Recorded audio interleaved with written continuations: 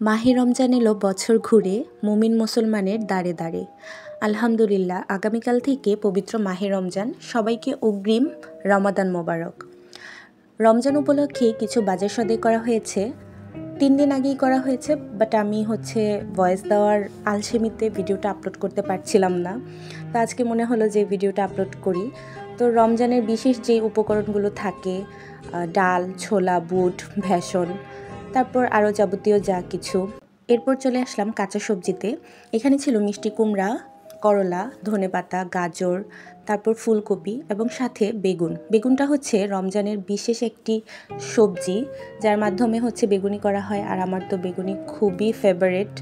এইসব গুছাতে গুছাতেই চলে এসেছিল ফেরিওয়ালা, যার থেকে আম্মু কিছু প্রয়োজনীয় জিনিস নিয়ে নিয়েছিল। সেগুলোও আপনাদেরকে ভিডিওতে এক নজর দেখিয়ে দিলাম।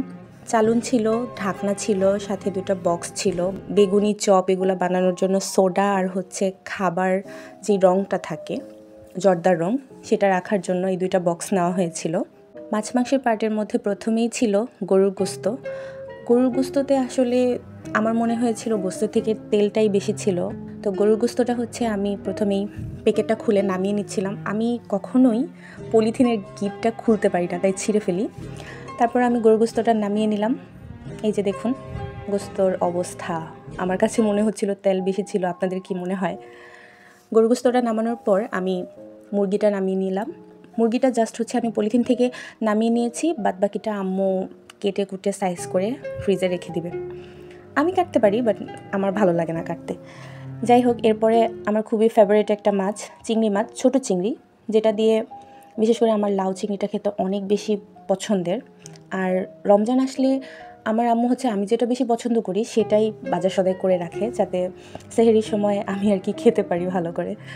তো ছোটো চিংড়িটা নামানোর পর দেখলাম যে কলিজা আনা হয়েছে, 1 কেজির মতো এখানে কলিজা এনেছে।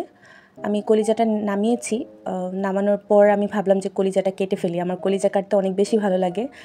কুরবানি ঈদ বলুন, মানে কুরবানি ঈদের সময় যখন গরু কুরবানি দেওয়া হয়, আমি মূলত গোস্ত না কাটলেও কলিজাটা আমি কাটি। তো এরপর বড় চিংড়ির ছিল। বড় চিংড়িটা দেখুন অনেক বেশি তরতাজা ছিল, চিংড়ির হাত পাগুলা নাড়ছিল। যাই হোক, এটাও আমার অনেক বেশি প্রিয়। চিংড়ি ভুনাটা খেতে আমার অনেক বেশি ভালো লাগে। সব কিছু নামানোর পর মাছ মাংসগুলো আলাদা রেখে আমি কলিজাটা কাটছিলাম। কলিজা কাটার মাঝখানে আমার ছোট বোন এসে আবার চিংড়ি নিয়ে খুব মজা করছিল। ও একটু দুষ্টুমি করছিল, পরে একটু বকা দিলাম, পরেও আবার চলে গেছে। যাই হোক, আমার কলিজা কাটা শেষ। কলিজা কাটা শেষ হওয়ার পর আমি টেবিলটা খুব সুন্দর করে আবার পরিষ্কার করে নিচ্ছিলাম, কারণ মাছি বসতে পারে। কারণ মাছ মাংস রক্ত এগুলা দেখলে কিন্তু মাছি বসে। তারপর দেখলাম যে এখনও পর্যন্ত চিংড়ি মাছগুলো তরতাজা আছে, নড়ছে।